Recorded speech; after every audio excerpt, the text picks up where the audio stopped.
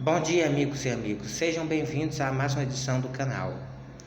Hoje eu farei alguns comentários em relação a um vídeo que eu vi na internet do pastor Leandro Quadro, no qual ele responde a uma pergunta muito importante. Será que nós protestantes temos a Bíblia devido à Igreja Católica Apostólica Romana? No vídeo, o pastor disse que não, que os responsáveis por preservar a Bíblia foram monges católicos, mas eles viviam no Egito, na clausula, e nada tinham a ver com a Igreja Católica Apostólica Romana. Eu vi os católicos atacando o teólogo nos comentários, dizendo que isso era bobagem, que ele estava sendo desonesto, que até o século XVI não havia variação no cristianismo. Será realmente que até o século XVI não havia variação no cristianismo? Que a Igreja Católica era a única igreja do mundo? A resposta é não. O cristianismo ele se divide em 3 ramos: catolicismo ortodoxo, catolicismo romano e protestantismo. O protestantismo foi o último a surgiu no século XVI. Porém, o catolicismo romano e o catolicismo ortodoxo surgiram no primeiro século. A igreja primitiva, ela era chamada de igreja católica. Isso é ensinado pelos padres católicos para defender que a igreja católica era a igreja de Cristo, mas eles usam de desonestidade, pois eles não ensinam que a igreja primitiva, a igreja católica, era uma pentarquia. Ela não era governada por um líder só, mas por 5 líderes: o patriarca de Roma, o patriarca da Antioquia, o patriarca de Alexandria e o patriarca de Jerusalém e o patriarca de Constantinopla. A igreja primitiva, a igreja católica, era uma pentarquia governada por 5 líderes. E cada um reconhecia a autoridade do outro. A igreja primitiva ela estava unida no sentido de que cada um desses 5 líderes reconhecia a autoridade do outro, mas nunca esteve unida no sentido de ser uma única só instituição.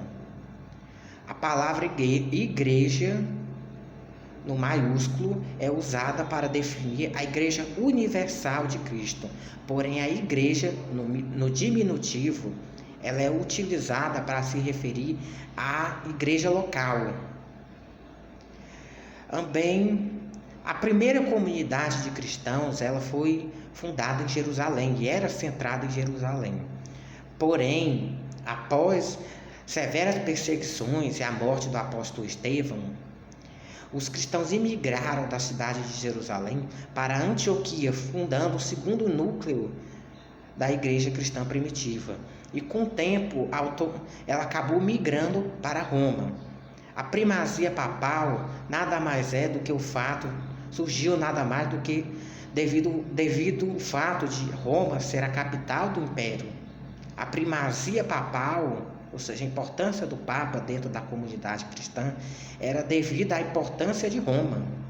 É uma questão meramente política e não tem nada a ver com Pedro ser o primeiro Papa ou sucessão apostólica. Pedro não foi o primeiro Papa da igreja cristã. Na Bíblia nem sequer é dito que ele foi a Roma, e a história também não confirma isso.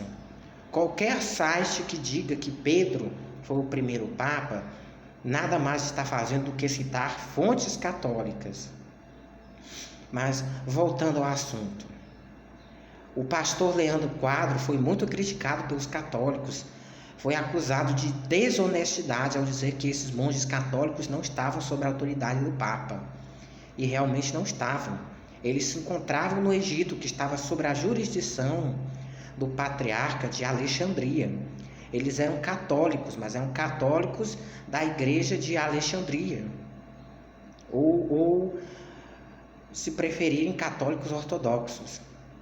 A igreja primitiva ela se encontrava unida, mas com o tempo o patriarca de Roma foi se distanciando do patriarca de Constantinopla. foram havendo separações doutrinárias, havendo diferenças nas interpretações bíblicas. E a igreja de Roma, ela alegava ser a única igreja verdadeira, a igreja de Cristo, e que os outros líderes deveriam se submeter à autoridade papal. E essa discussão durou séculos, até que houve a excomunhão por parte dos dois líderes. O Papa